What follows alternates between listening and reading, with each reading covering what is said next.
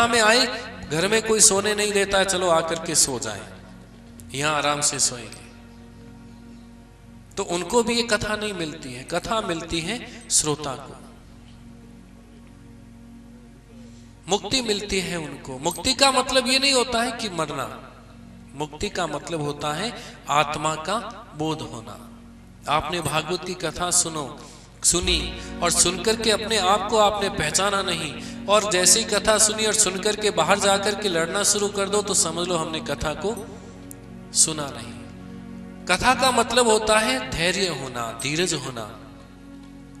कथा पूरी हुई नहीं, आरती पूरी हुई नहीं और दौड़ पड़ते हैं, और हम सोचते हैं कि हमें भागवत का फल मिल जाए। आरती करो पूरी, आरती करने के बाद प्रसाद लेकर के जाओगे, लेकिन हमारा ध्यान कहाँ रहता है कि पहले दौड़ करके जाऊंगी तो चप्पल मिल जाएगी। कथा उनको नहीं मिलती है।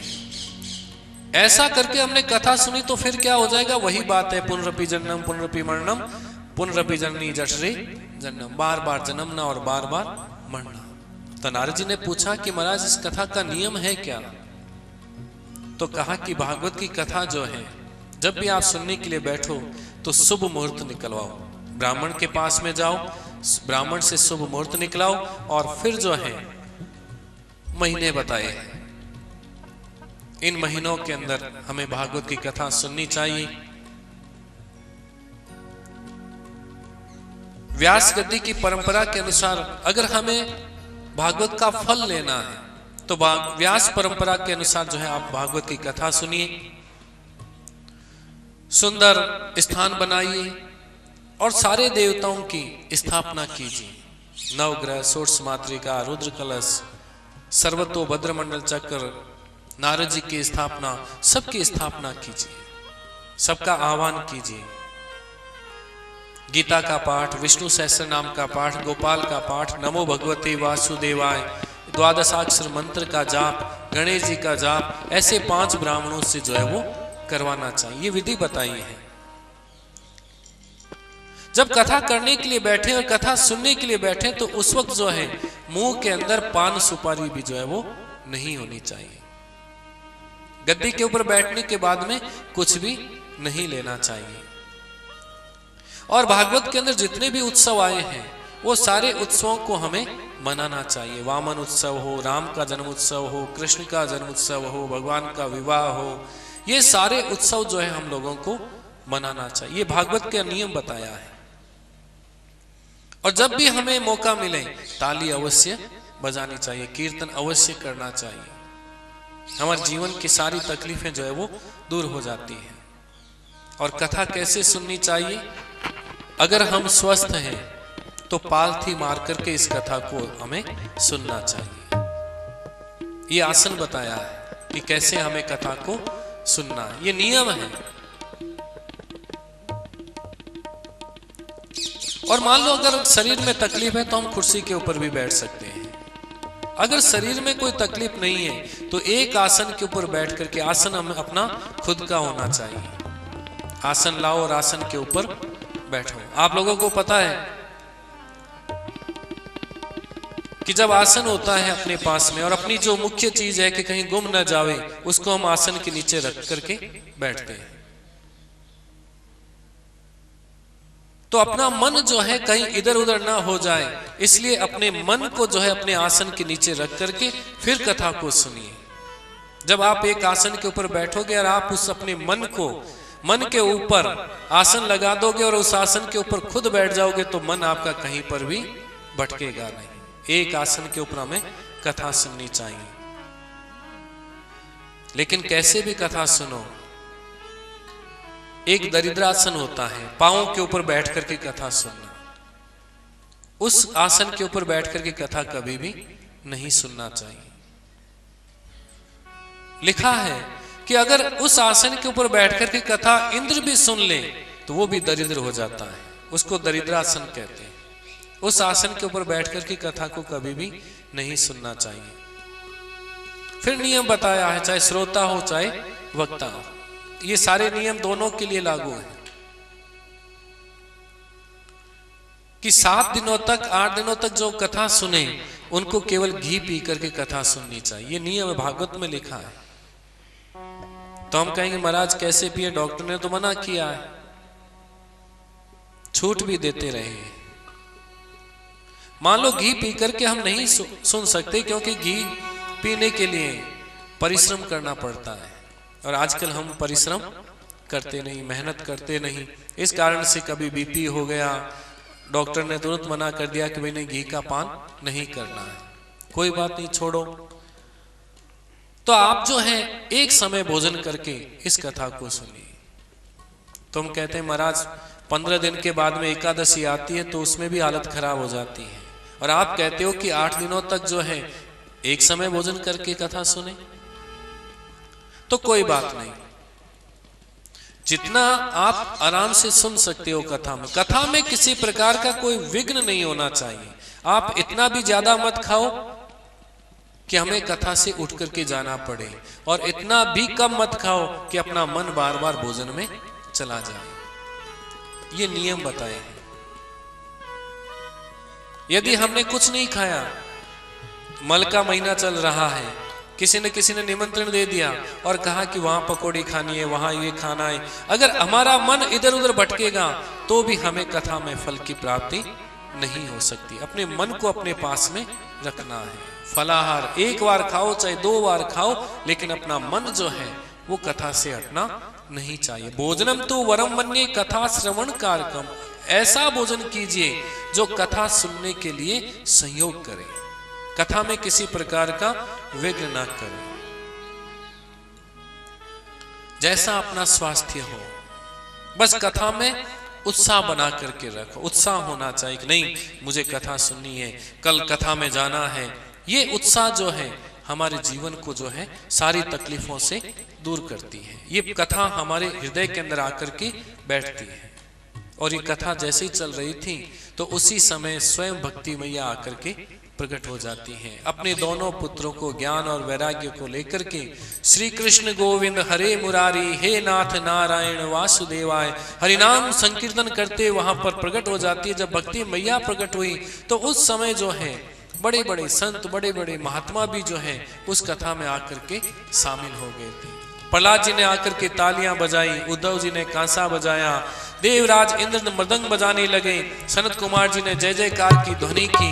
लोग कहते हैं कि संगीत भागवत के अंदर नहीं होता है, लेकिन देखो यहाँ पर जो है कोई ताली बजा रहा है, कोई मृदंग बजा रहा है, तो इसका मतलब भागवत के अंदर संगीत तो है।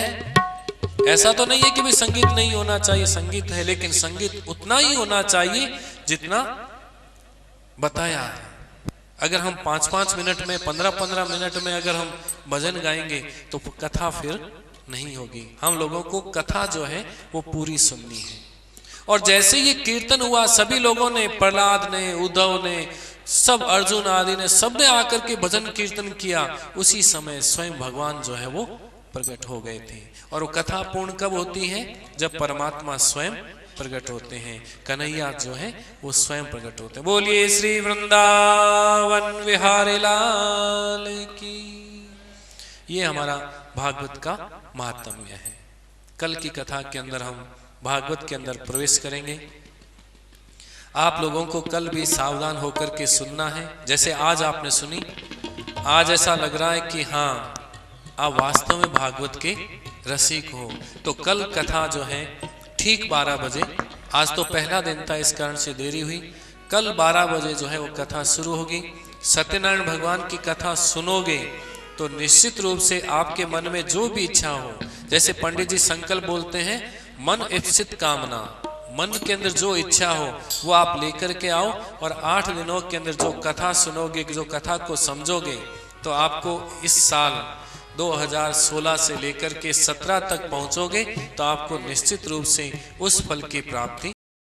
हे गिरधर तेरी आरती गाऊं, हे गिरधर तेरी आरती गाऊं, हे गिरधर तेरी आरती गाऊं, आरती गाऊं प्यारी तुमको बनाऊं, आरती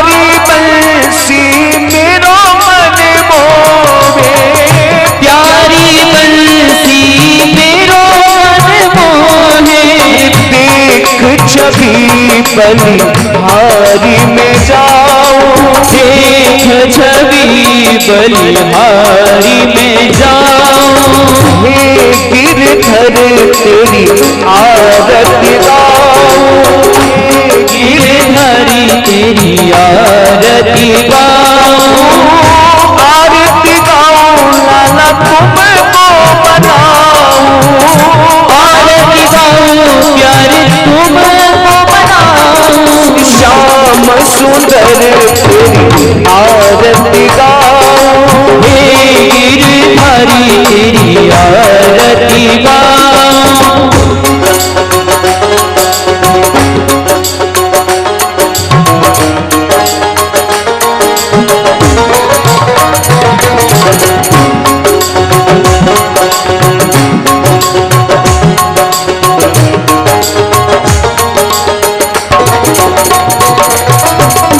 चरणों से निकली गंगा प्यारी, चरणों से निकली गंगा प्यारी, चरणों से निकली गंगा प्यारी, चरणों से निकली गंगा प्यारी, जिसने सारी दुनिया तारी, जिसने सारी दुनिया तारी, उन चरणों में शीश नवाऊं, उन चरणों में शीश झुकाऊं, हे गिरधर तेरी आरती गाऊं, हे गिरधरी तेरी आरती गाऊं, आरती गाऊं लाला तुमको बनाऊं, आरती गाऊं लाला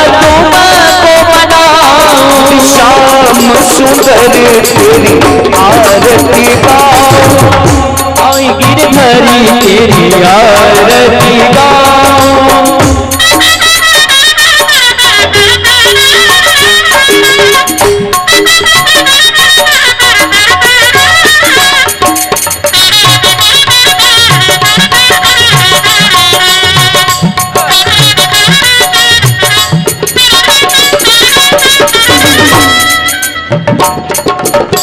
आसाराम जी के नाथ आप हो, आसाराम जी के नाथ आप हो, आसाराम जी के नाथ आप हो, आसाराम जी के नाथ आप हो, सुख दुख जीवन प्राण आप हो, सुख दुख जीवन प्राण आप हो, उन चरणों में बलि बलि जाऊं, उन चरणों में बलि बलि जाऊं, हे गिरधर तेरी आरती गाऊं, हे गिरधरी तेरी आरती गाऊं, आरती गाऊं प्यारे तुमको मनाऊं, आरती गाऊं लाला तुमको बनाऊं, सखियों रा प्यारा